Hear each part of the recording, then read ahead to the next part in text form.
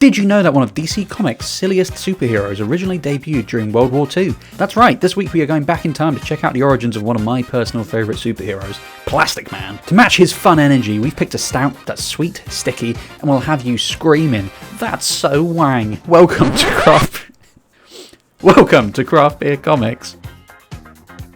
Welcome all stretchy superheroes and silly stout sippers to another episode of Craft Beer Comics. I am your host Harry, and I am overjoyed to be bringing you this week Plastic Man, The Origin of Plastic Man by Jack Cole. This is part of the DC Finest collection of books, and they do a whole range. You got Batman, Superman, they do a load of Doom Patrol, which was kind of a surprise, Green Lantern, all the rest of them.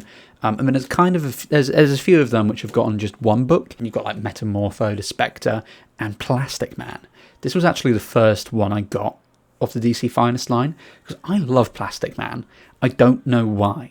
I think it's because he's like silly and goofy, and there's like still an element of these like policey detective comics to him, but also he's stretchy.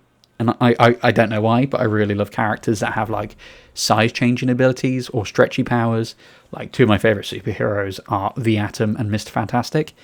And that tells you everything you need to know, really. So yeah, this volume of DC Finest collects the issues from August 1941 to July 1944 in the pages from Police Comics 1 to 36 and Plastic Man 1 to 2. So an important thing to note with this is I don't think DC necessarily owned Plastic Man at this point. You'll find this with DC. I don't know if you find it with Marvel as much, but definitely with DC. There are a lot of characters that DC have kind of like acquired through the years. Plastic Man, I think, being one of them. Another one is there's a whole bunch of characters that have come from Charlatan Comics. That's Captain Atom, The Question, Blue Beetle. I want to say the Phantom Stranger. Okay. This is me from about 5 minutes in the future now. So, characters from Charlton Comics are Captain Atom, Blue Beetle, Peacemaker, The Question, Nightshade, Thunderbolt, Judo Master, Sarge Steel, and Punch and Julie. Julie is spelt like a jewel. Amazing. Weirdly, just a side note, with Charlton Comics, Alan Moore was originally intending to use these characters for Watchmen, but I don't think they could get them for some reason at that time. So he created his own characters. Like Rorschach is The Question, Night Owl is Blue Beetle, Dr. Manhattan, Captain Atom. You know, you can see where it's going. Silk Spectre, Nightshade. Yeah, just a little side fact for you there. But anyway, back to Plastic Man. This is an exceptionally fun run. I loved every minute of this. Obviously, this is from the 40s, specifically during the kind of middle to end of World War II. It's just funny. It's just funny to read these comics because you read a lot of these comics from like a DC Finest or Marvel's Epic Collection, which go back to the 30s, 40s, 50s, blah blah blah. And there's a lot of them that were probably really good for the time, but you read them now and you're like, cool, this hasn't aged well. This is no good. It's really boring to read. All the writing's off. But this one, Jack Cole was just a champ, I think. He just really knew what he was doing with Plastic Man. As with all these comics, I think I need to put a little comment in here. Times were different back then, and by no means better at all. Racism was kind of just an every day-to-day thing. No one called it racist. It was just like a fact of life to portray people certain ways. Plastic Man hasn't got a lot of that, but there's definitely some like racist depictions through it. And there is a warning at the beginning of the book that says, let me see if I can find it. Here it is. It says, the comics reprinted in this volume were produced at a time when racism played a larger role in society and popular culture, both consciously and unconsciously. They are presented here without alteration for historical reference. But yeah, so there is a warning. So yeah, it's Police Comics issue 1. You meet Plastic Man, and you get his whole backstory about him being a criminal, and he gets basically buggered by the crew he's running with. And then he ends up in like a monastery, and then becomes a good guy.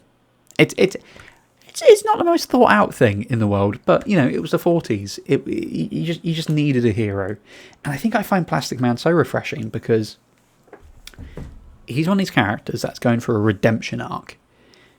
Before like redemption arcs were really a thing, I guess. He's a bad guy. He's robbing places and hurting people, and then he goes through this accident, gets done over by his crew, and decides, you know what, I'm going to go out and defeat them. And then he redeems himself through it. But he's trying to be a hero, but he's not always successful. And he's not always like a Batman where he's got a plan and he knows what he's doing. He's got all the things he needs to accomplish his goal. Most of the time, there's a crime going on, and he just kind of rocks up and hopes to get away with it. There is one issue that really stands out for me. And it's one where like a bunch of criminals get Plastic Man high. And he's just wandering around high as a kite, waiting for it to wear off. And I don't know why, but I just found that absolutely hilarious. It's just great. This is turning out to be like a terrible episode because I'm not really saying anything apart from it's great. The ideas and the way Jack Cole uses Plastic Man's not only stretching ability, but his like ability to mold his face. Like I've opened a panel here, and he's trying to get into like a hatch, and he drills a tiny hole, squeezes through it, and to scare people, he molds his face into a giant fleshy snake, and then starts attacking people. It's nuts. And then he's got his mate with him, whose name I've totally forgotten. That's it. He's got his like mate Woozy, who just kind of drives around and accidentally helps him out or gets stuck in situations where Plastic Man then has to save him. It's a very like 1940s thing. The original Green Lantern Alan Scott had this as well, where he had like a driver called Dolby or something, and that guy just drove him around, but he knew he was Green Lantern and he was like an assistant, but it was just like a quirky little thing going on, which is very, very 1940s. But the stories in this, they're obviously single issues, and they're from the 40s, so these were comics kids would pick up at their local newsagents for like 10 cents, and they're not particularly long, maybe 20 to 30 pages most, and they're all like self-contained stories. I don't think there's really any that are like ongoing stories over several issues. I think that sort of became more of a thing with Legion of Superheroes in, I think it was the 80s, but this is really cool. I think Jack Cole pretty much wrote and illustrated all of this, so it's a massive amount of work, but each story feels individual. Each story is funny. There's something like new in every story, whether that's a slightly different villain, whether it's the way he uses his powers, whether it's like a woozy focused story. It's great. There's just a lot going on here. I can totally understand why DC picked up this character, because he is so malleable and he fits into so many different situations, and you can have him as this like jokey comical character, and that works. But at the end of the day, what he can do with his powers is absolutely horrific.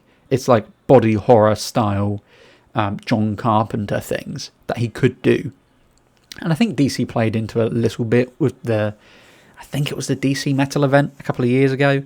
I didn't read it, but there's like a panel where Plastic Man's this huge like devouring monster thing, which is really cool.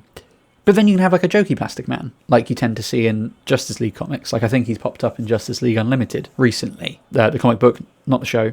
And he's kind of like a jokey, fun character in that. But then you get comics like Plastic Man No More, which I will definitely review at some point, probably later in the future, where it's a standalone comic and it's very serious and it's very dark and it's about him saving his family through any means necessary. And he's also melting, and that leans into the John Carpenter stuff, and it's very much a body horror comic.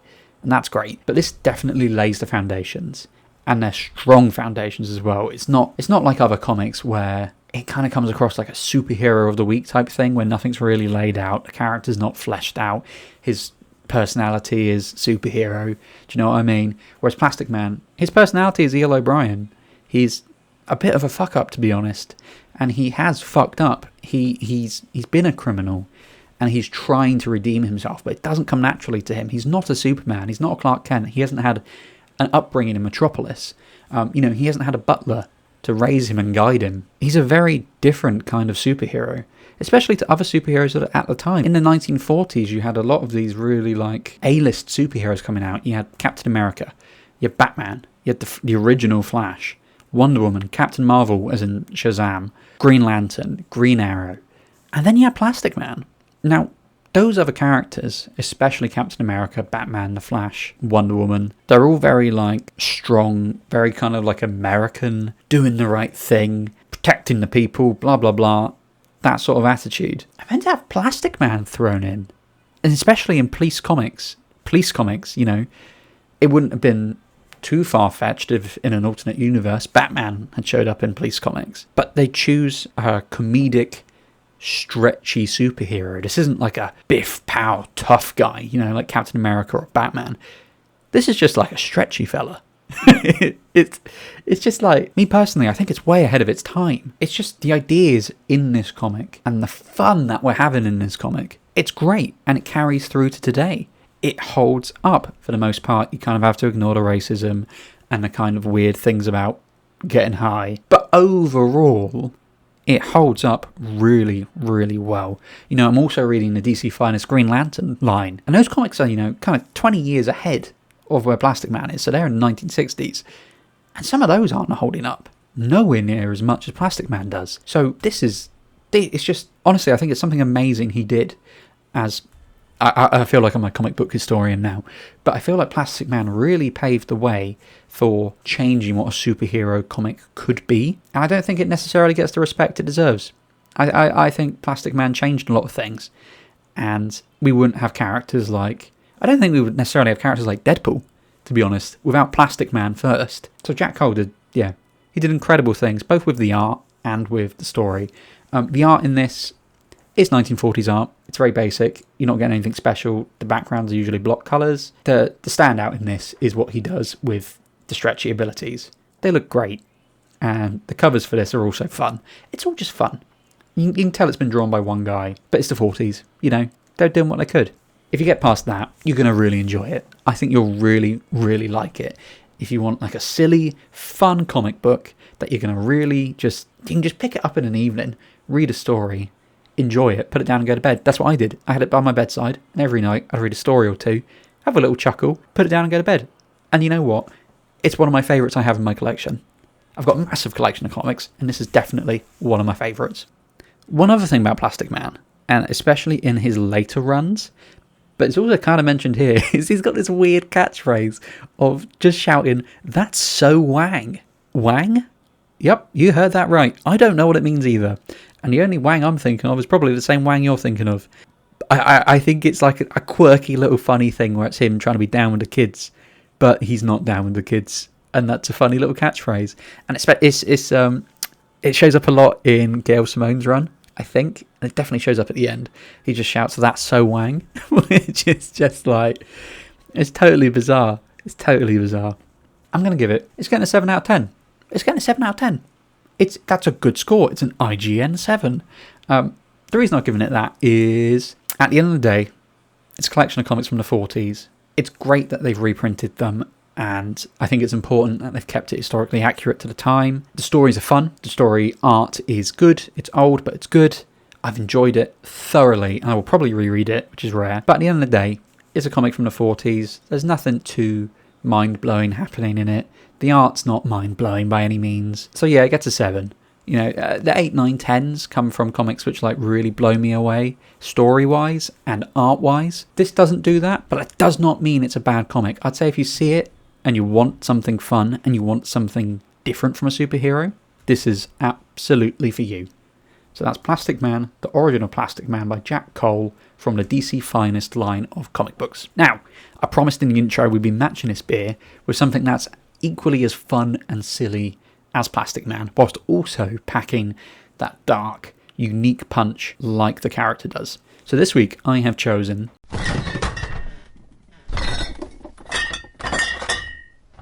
So the beer this week has come from a brewery that I haven't covered before. It's come from Yonder Brewery, which I'm guessing is probably a UK-based one. And this is a Rocky Road Pastry Stout. I chose this one because of the label. Just got to put that out there. I know there's that saying of don't judge a book by its cover, blah, blah, blah. But I'm rather fickle. And if a craft beer has a really sick label, I will most likely pick it up. And this is one of them. It's like a purple label, but there's like a faded boxing gym in the background. And then there's like a cartoon Rocky Road fella wearing boxing shorts, and he's got gloves and he's got little shoes. Yeah, I saw that and was like, yeah, he's a fun little guy, isn't he? We'll go for him. Here is the description for the Rocky Road Pastry Stout. Life can be a long, rocky road, but here's a beer to look forward to. Chock-a-block with flavours of vanilla marshmallow, crumbly biscuit pieces, dried red cherry, sweet creamy caramel, and rich dark chocolate. Rocky Road is a pastry stout paradise. Now, I don't know what a pastry stout means. Just going to put that out there. Not really sure. If you can hear noises in the background, there is work being done where I live, and that is the noise. I do apologise. Maybe AI can remove it. I doubt it. But we're going to continue anyway. Yeah, I don't know what a pastry stout is. I don't know if it's made with actual pastry. I don't know how you do that, though, to be honest. But anyway, it's really, really, really good. The allergens for this one are gluten and milk, which is it's interesting, that one. When I see milk in a stout, I do kind of think, ooh, this is going to be a good one. Because usually it's got more of a creamy taste to it when it's got a milk in it. Especially if it's like a chocolate flavour or a caramel. Works with vanilla quite nicely as well. The milk really does add something to it.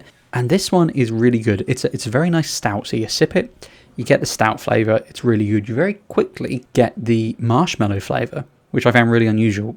And it's very specifically marshmallow flavour. It's not like just vanilla. I was worried I'd taste... To be honest, I was worried with this one. It was just going to taste like a stout. And that would be it. But no, the marshmallow is really, really strong. The other flavours, the biscuit and the red cherry, kind of get a little bit lost, to be honest. But the caramel and the chocolate really come through. Those are sort of like the first flavours you get. And then you're left with a marshmallow aftertaste, which is really nice. I find with some stouts, you drink it, you have the stout, and then you get like a very particular stouty aftertaste that you only get with stouts. And it's not great. But this is great. This is really, really nice. And I'd definitely get this again. I think they've got some other beers as well, all with cool labels from the looks of it. The recommended ones underneath this webpage are Caramel Frappe Coffee Stout. That sounds great. A Strawberries and Cream Fruit Beer. And a Coconut Double Berry Ripple Ice Cream Sour. Ooh, okay. Now they're speaking my language, to be honest. This is very good. It's a 440ml can, 5%. If you want a nice stout, it's got like a desserty treat. Like, let's say it's a nice afternoon, not too hot, or maybe it's like autumn, springtime. You want a strong drink, but you want a little bit of a dessert, a little bit of a treat, something sweet as well. But you don't want to, shove a solid in your mouth. A Rocky Road Pastry Stout from Yonder is the one for you. I'm going to give it this is getting an IGN 7 as well. It's a very nice stout. They could do some more with, I think, the cherry or maybe with the chocolate. But overall, it's a delicious beer. A 7's a good score. It's very, very tasty. Quite easy to drink. I do think this took me 2 sittings to finish, but I'm a bit of a stout bitch, to be honest. I can't just down them unless they're really good. But yeah, if you see this in the shop, I'd recommend it. You can also visit brewyonder.co.uk to see their full list of beers. They do sours, stouts, bottles, merch, lagers, pales, IPAs, and you can get a subscription as well, which is always fun. So yeah, Rocky Road Pastry Stout from Yonder, 5%. That's a 7 out of 10. So that brings us to another absolutely wanging episode of Craft Beer Comics. Plastic Man, the original comics from 1941 to 1944 by Jack Cole, a 7 out of 10. Fun little collection of stories, paves the way for future superhero comics, but it's held back by the fact that it's a 1940s comic, very simple stories for the most part, and the art is very basic. The Yonder Rocky Road Pastry Stout is an absolutely delicious treat with amazing vanilla and marshmallow flavours with a really nice basic stout. Could it have done more with the cherries and with the chocolate? Maybe, but I'm not a brewer, so what do I fucking know? Thank you for listening to another episode. Please remember to like, share, subscribe. All of that really helps, especially with a podcast like mine that's just starting out. I've been your host, Harry. Thank you again for listening, and we'll see you on the next episode of Craft Beer Comics.